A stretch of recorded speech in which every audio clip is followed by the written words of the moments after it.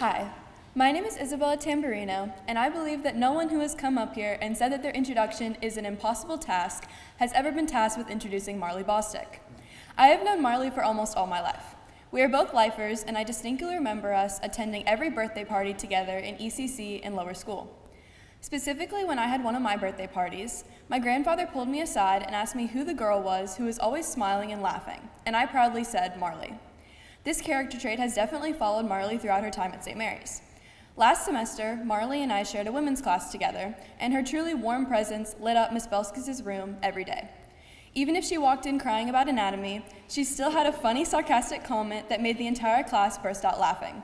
She leads our school as our fearless pep club president, and as my mom said after attending a Thursday chapel, Marlee is the perfect person for the job. Marlee is kind, funny, outspoken, and a true cornerstone of the class of 25. I won't keep you waiting any longer to hear what amazing words of wisdom she has for us today, so I give you Marlee Christina Bostick.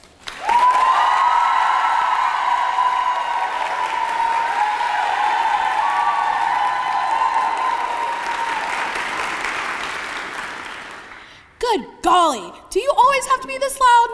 Looks like someone drank an energy drink this morning. You realize how quiet it was before you walked in here? These are comments that I frequently get from my teachers, friends, and my family. For as long as I can remember, I have always been the girl that's asked a million questions and could talk about anything. When I walk into a room, I strive to make people feel seen and heard in everything that they do, but this has not always been the case. As some of you may know, my parents decided to sign me up for an airplane camp one summer. At first glance, I thought it would not be too bad, but the more I heard about it, the worse it became. I had to wake up at 7 in the morning to be there at 8, and I would be there until 5 every day. The more I thought about the camp, the more my brain swirled. Who would I sit next to at lunch? And who would I talk to all day? When it was time for my first day at camp, I walked in with the same smile on my face, hoping that I could easily meet and talk to someone new.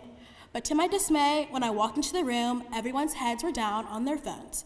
I picked a seat in the middle of the room, hoping that someone would stir up a conversation, but as time went on, there was still silence. It was now time for our first activity, which required us to get on a bus. The worst case scenario went through my head. Who am I going to sit next to? To my surprise, I was sitting there alone with no one to talk to but the pilot running the camp.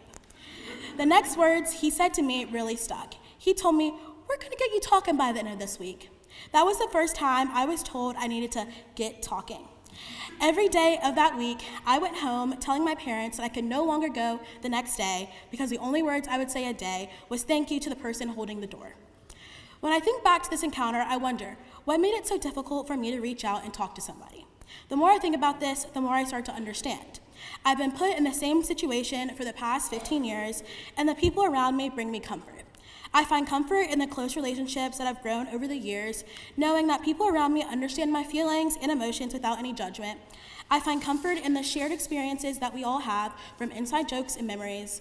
I find comfort in the joy and laughter that I experience in the den every day with my classmates.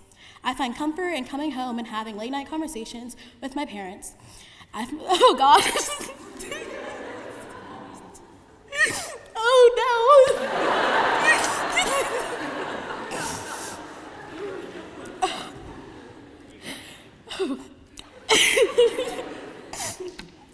I find comfort in the people that I'm close with who accept me and all my flaws and imperfections. Wait, it looks like it.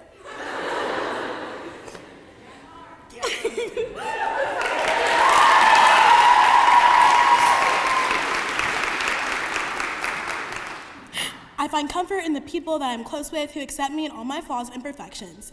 And I find comfort in knowing that I'll always have my people to lean on when times get hard.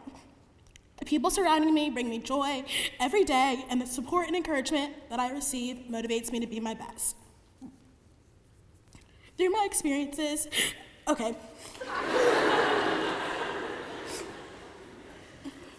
Through my experiences, I have learned that I cared about what other people thought of me and how I was perceived. I overthought every word I said to someone a day, and if I misspoke while talking to them. The thoughts of someone's impressions of me overtook everything. These thoughts started to overwhelm me, and I realized I could no longer worry about how others viewed me. I started to take the initiative and associate myself with people who made me feel my best and people who brought me comfort. I encourage you to find your people that bring you comfort. In your time of struggle and need, have those people who you always know you can count on no matter what. And to the class of 2025, thank you for being my comfort people. And all the times where I may have talked too much, thank you for being there and being the best listeners. And to my parents, thank you for always supporting me, showing me what a great support system truly is, and reminding me that I can never be afraid to let my light shine and be my true self. Thank you.